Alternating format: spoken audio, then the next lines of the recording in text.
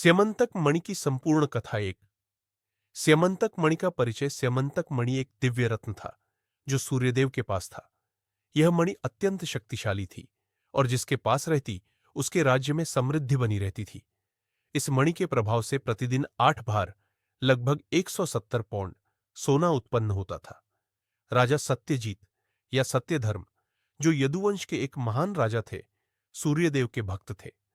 उनकी घोर तपस्या से प्रसन्न होकर सूर्यदेव ने उन्हें स्यमंतक मणि प्रदान की।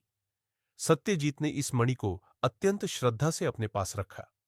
एक दिन राजा सत्यजीत ने श्रीकृष्ण को यह मणि भेंट करने का प्रस्ताव रखा, लेकिन श्रीकृष्ण ने इसे अस्वीकार कर दिया क्योंकि यह सूर्यदेव का प्रसाद था और इसे सत्यजीत के पास ही रहना चाहिए। कुछ समय बाद सत्यजीत का भाई प्रसेनजीत प्रसेन इस मणि को पहनकर शिकार के लिए जंगल चला गया।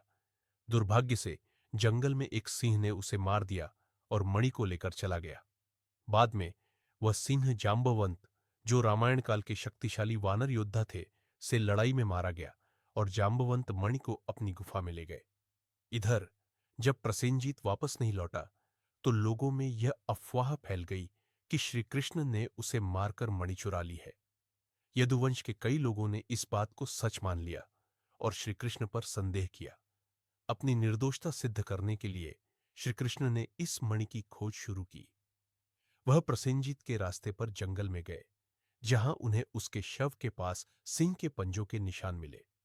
श्रीकृष्ण सिंह का पीछा करते हुए जांबवंत की गुफा तक पहुंच गए, जहां उन्होंने देखा कि जांबवंत की पुत्री इस मणि से खेल रही है। श्रीकृष्ण ने मणि लौटाने का आग्रह किया, लेकिन जांबवंत ने उन्हें पहचान नहीं पाया और युद्ध करने को तैयार हो गया। दोनों के बीच घोर युद्ध हुआ जो 21 दिनों तक चला। जांबवंत अत्यंत शक्तिशाली योद्धा थे, लेकिन अंततः जब उन्होंने श्रीकृष्ण की दिव्यता को पहचाना तो वह समझ गए कि श्रीकृष्ण कोई साधारण मानव नहीं है, बल्कि स्वयं भगवान विष्णु के अवतार है। अपनी गलती का एहसास होने पर जांबवंत ने न केवल मणि श्रीकृष्ण को सौंप दी, बल्कि अपनी पुत्री जांबवती का विवाह भी श्रीकृष्ण से कर दिया।